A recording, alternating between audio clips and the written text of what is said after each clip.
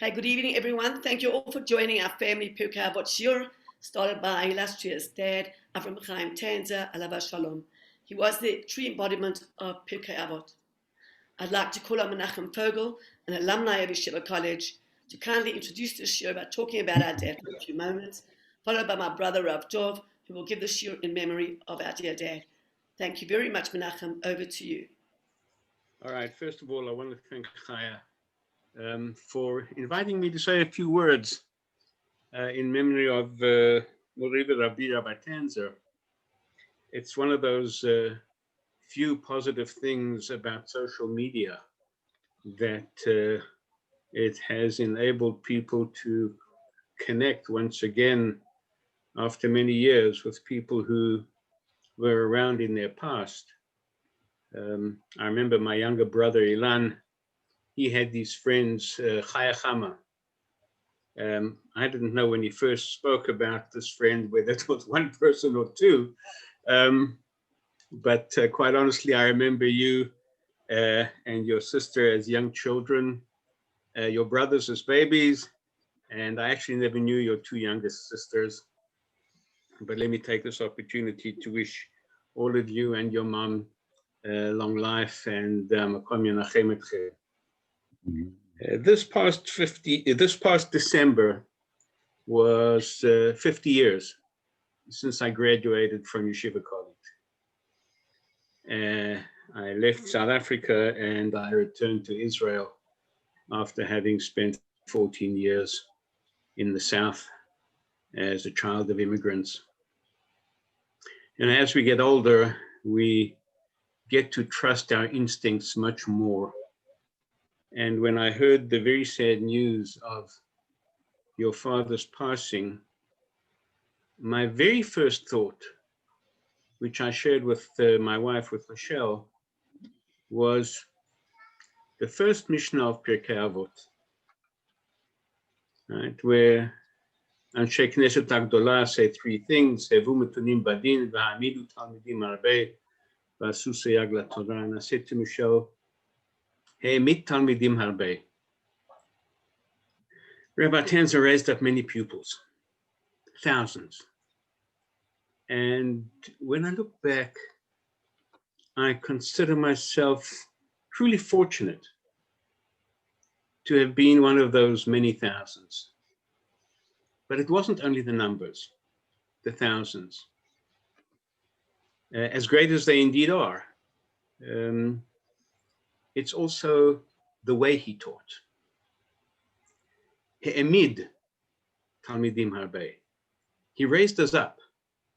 He enforced our positive attributes, even though he once said to me, Menachem, you better knock that chip off your shoulder.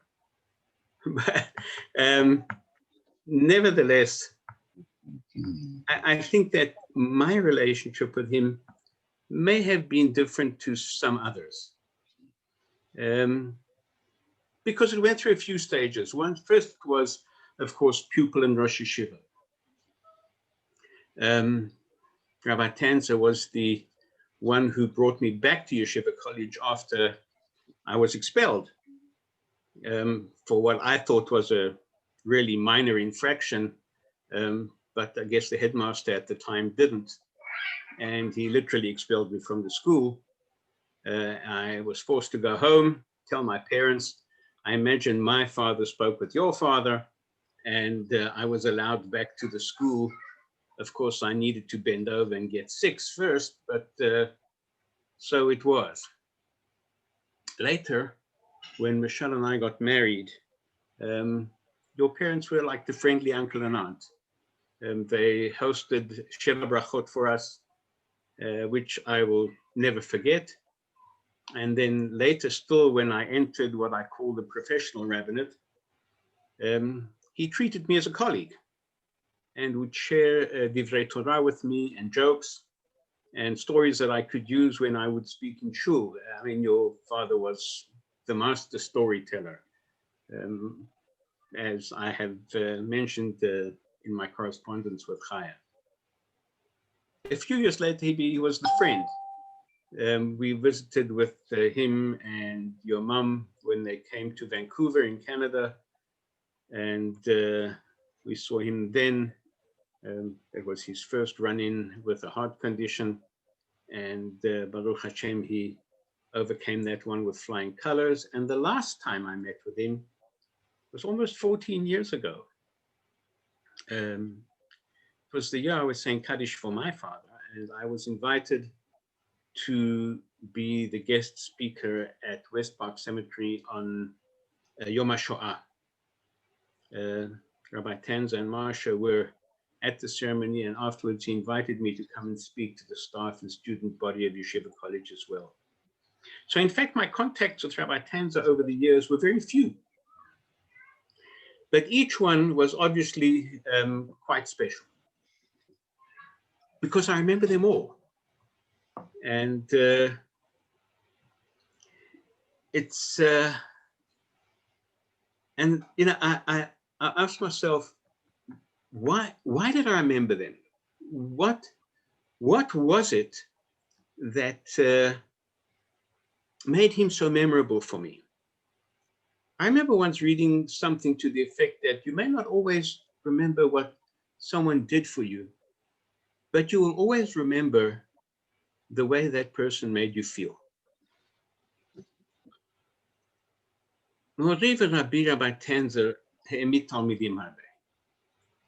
Not only in numbers, but in positive reinforcement.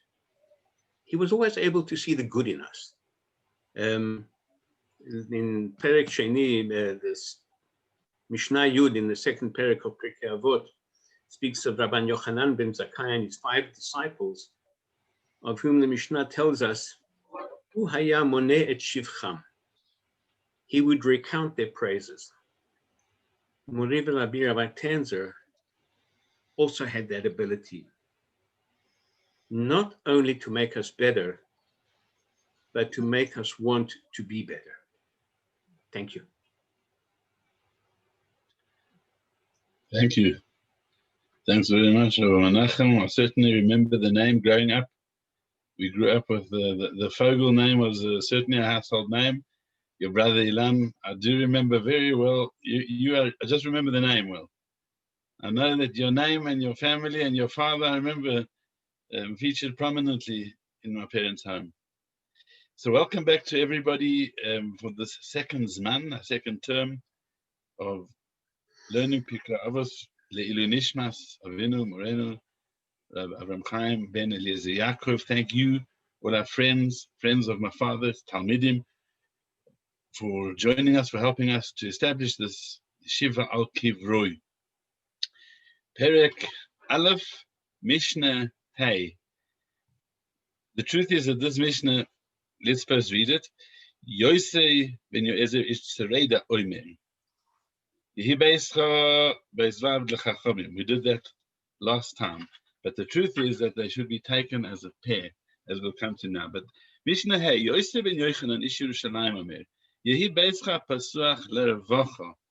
Let your house be open wide. Not just open. Your house has to be open wide. Next.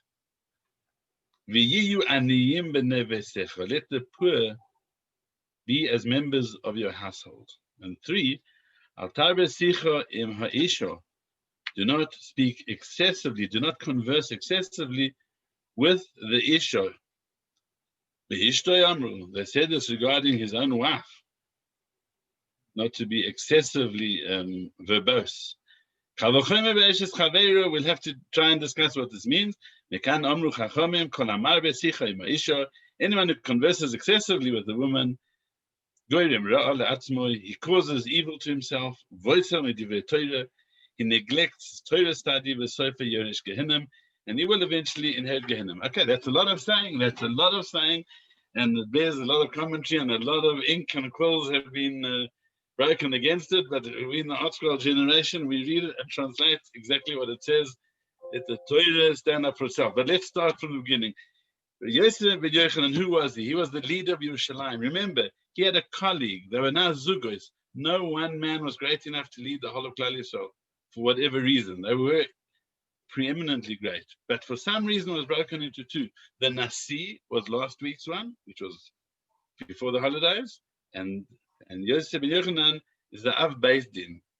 And the two of them gave out their message, their motto, their credo for Klal Yisrael, not only at that time, but to hold us together till this time. Remember, Klal Yisrael went through a major transformation at the time of the beginning of the Anshe Knesset HaGadolah.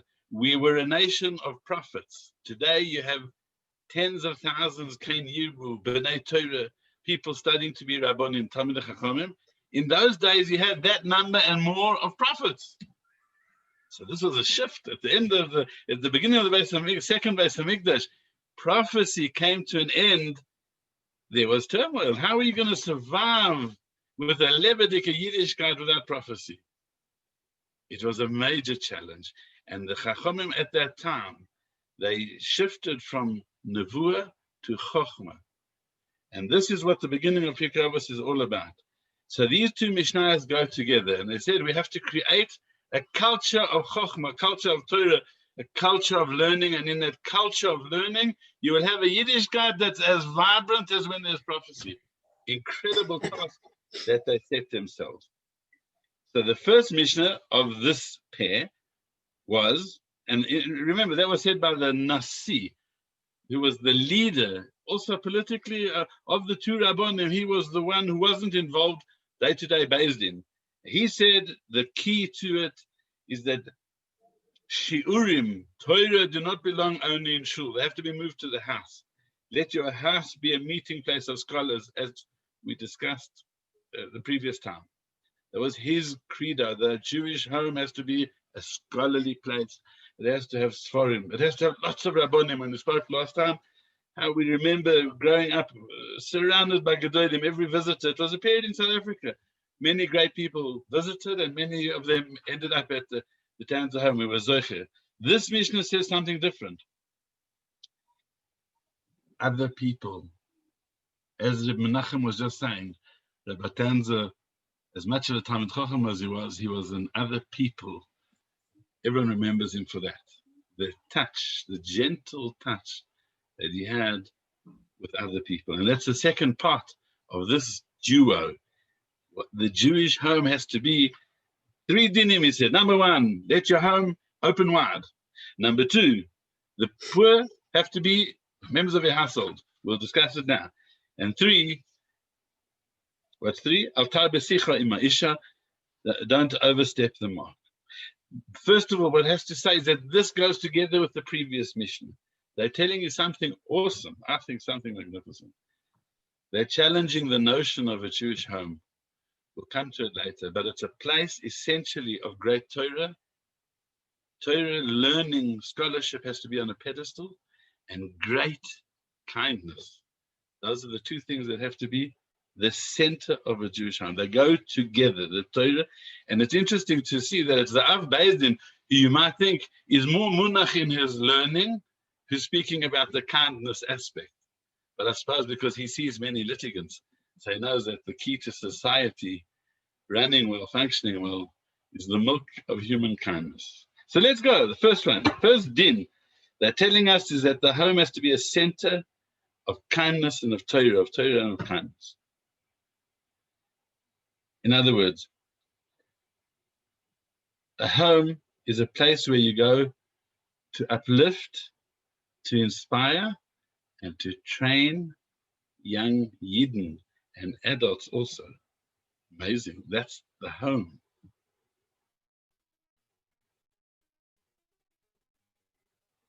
And therefore, it requires what our Mishna is addressing with the previous Mishna.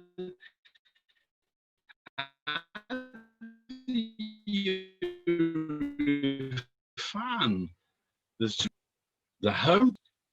The home is your spiritual center. It's not just a place where you do your laundry and you sleep. Listen to this, what our Mishna in particular is addressing. The home is not an escape from others, from the problems in the world. It's not where you go to in the evening, you drew up the gangplank and you got the moat separating you. It's not the home. It's not meant to be a place of indulgence.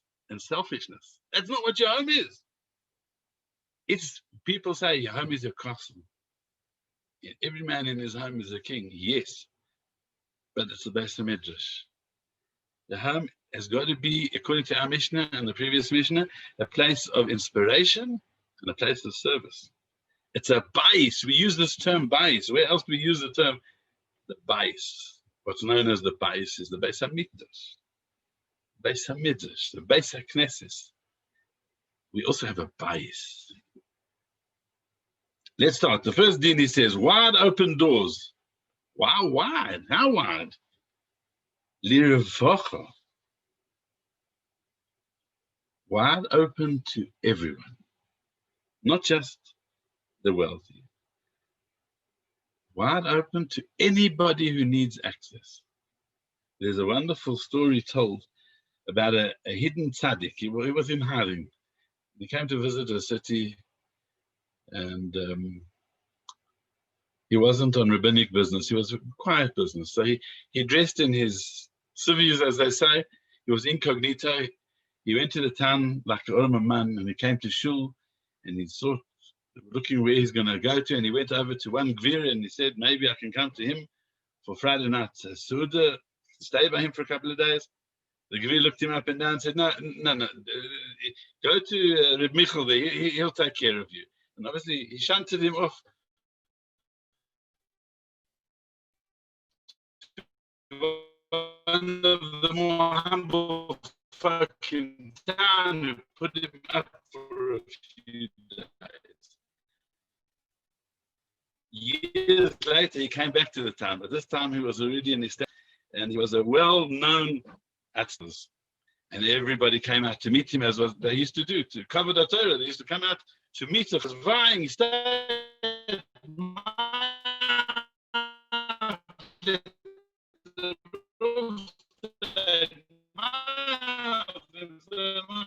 And that Gevir was amongst them. It's a very sharp story. He told this guy to his house, to the Gevir's house, I'm going to stay at the same house that I stayed before. So then the Gevir challenged him, what's that about? He said, well, I'm the same person as I was before. I didn't change. So obviously you invited me. It wasn't for me. It was for the fair. It was for the horses. Let them stay. Avraham had a different hachnasos orchim to Lot. Avraham opened lirvacha, 4 sides. Dad used to say all the time, hachnasos orchim is not hosting the president. Everybody wants to host the president. Everyone wants to be nice to the successful person. That's not the mitzvah hachnasos orchim. Hachnasos orchim is dafka somebody who other people don't want to look after. They don't want to let them into the living room. That's where the mitzvah begins. Pro-social is not the same as orchim. Our Mishna is telling us, have both. Your home should be open on 4 sides. All kinds of people. Have your peers, but certainly open to those in need. Your home has to be a place of kindness. About Reb Chaim Volozhin, Reb Chaim Brisker, Reb Soloveitchik of Brisk, they asked him, Rebbe, you've got such an open home. Why do you even have doors? You should just take the doors off. Apparently he had people walking in and out 24 hours a day. The family members told stories that at night they would lie down on a mattress in a corner, and some indigent would come over to them and say, excuse me, that's my corner, that's where I'm sleeping. That was the kind of home he ran. People used to abandon babies on his doorstep. This was Reb Chaim. Great mind of the Jewish people was also the great heart of the Jewish people. So they said to him, why do you have doors? His answer, only for mezuzah. Doors is a din in the mezuzah. I can't put a mezuzah with the rice if there's no doors. But it's not meant to keep people out. Incredible. A home, our Mishna is challenging us, is not a place where you isolate from the Kehillah. Adarabah. It's where you make your contribution to the Kehillah. To yourself. Open on 4 sides, maybe 4 different kind of people. Listen to this. Chaim Volozhin. The Mishna mean when it says lervacha, your home must be open very wide. Listen to this brilliant reading of it. Let your home be open to abundance. If you want your home to be a place that's open to receiving bracha, a home that's open to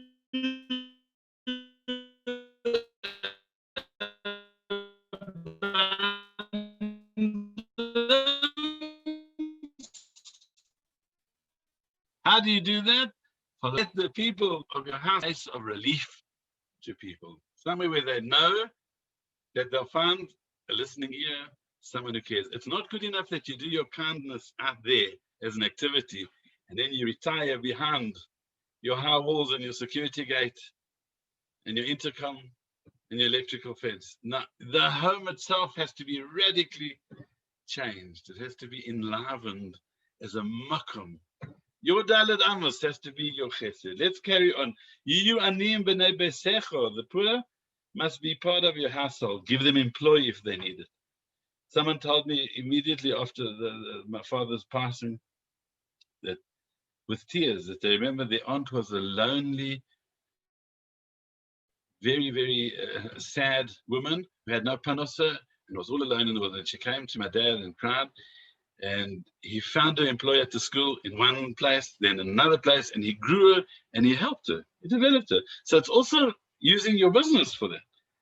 Make the people, and then the other. So the first part is give them employee.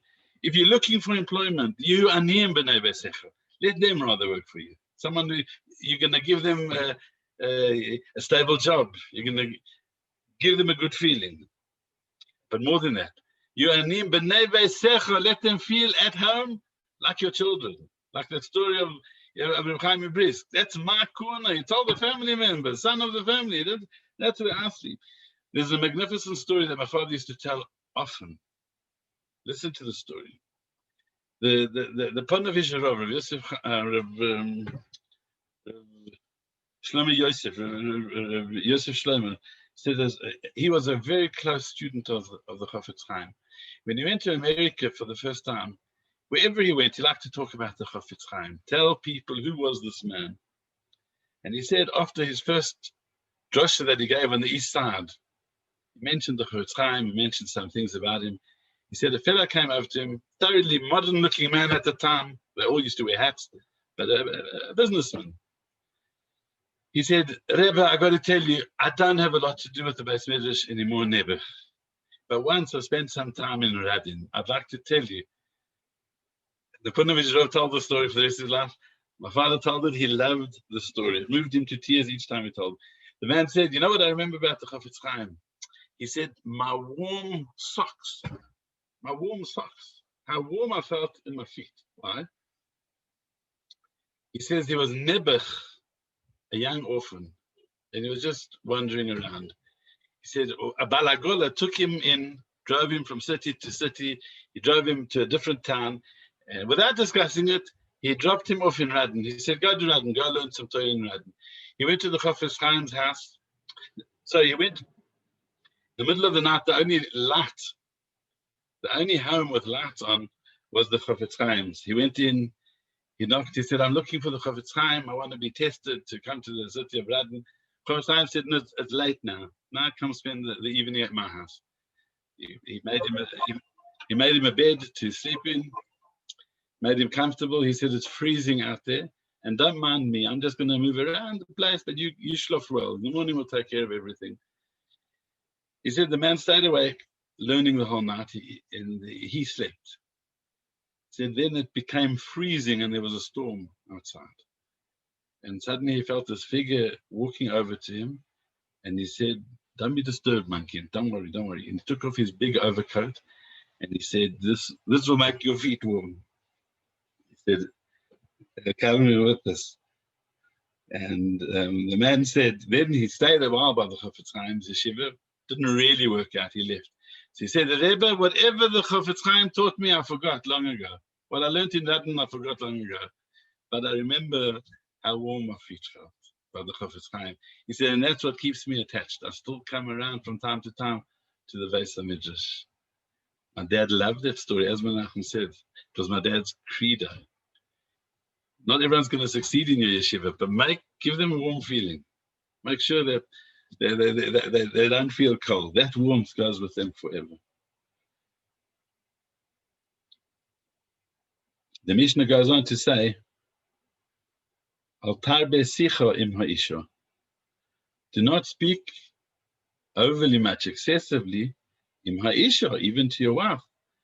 What does that mean? Obviously, it means there are lines. Even with your wife, there's a line. Obviously, no lashon hara. That's even though sometimes when you feel a slight, even the Chaim said it might be mutter. Occasionally, you have to talk. You have to go and ask a shaila. But there's part of being a partner that you also have to pull out the thorns. What happened today? What's upsetting you? That's part of a relationship. But there's a line. Chaim himself says, don't repeat slights too often at home. Every time they don't give you shlishi or shishi as an aliyah, don't go home and say what they said about you. Because your wife might end up even believing them. She might even agree. So it's not smart. When a person needs to, he has to offload. That's a relationship. That's called issues. But there's a line. Al tarbeh. Don't have such an open relationship that you lose respect, or that you lose respect for you, or the other way around. As Rav Avigdor Miller said, listen to these beautiful words. He said, don't ever stop deceiving your wife into thinking that you're really, really a nice guy, you're really a good guy, you're really a ben Torah, you're really a sincere, kind. You don't ever give up that pretense. Keep it up. And that's what our Mishna is saying. Sometimes a person thinks, his wife, we won. Ishtar Kegufo, the halacha recognizes it. Can say what I want. I can be me. Just like your home. Your home is not a place for you to be all natural. Your home is a place of great service. So is your relationship with your Rebbetzin.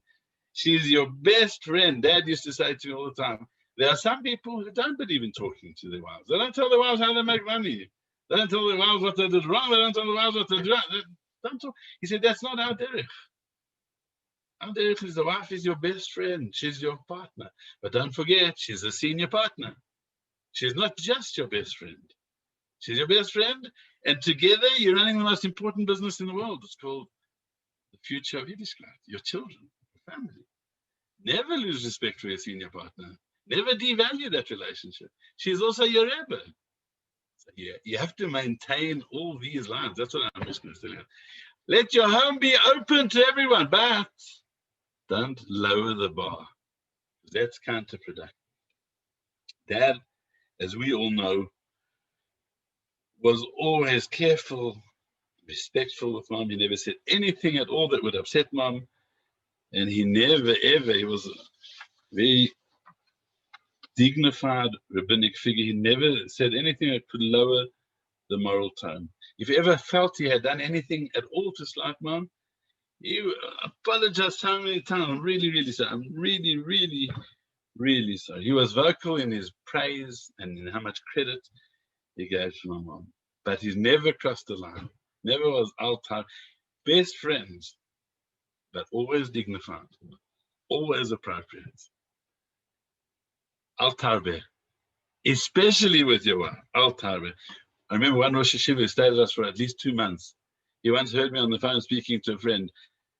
The conversation obviously took too long. And he said to me afterwards, he said, that's called a shlepakan. What's a shlepakan?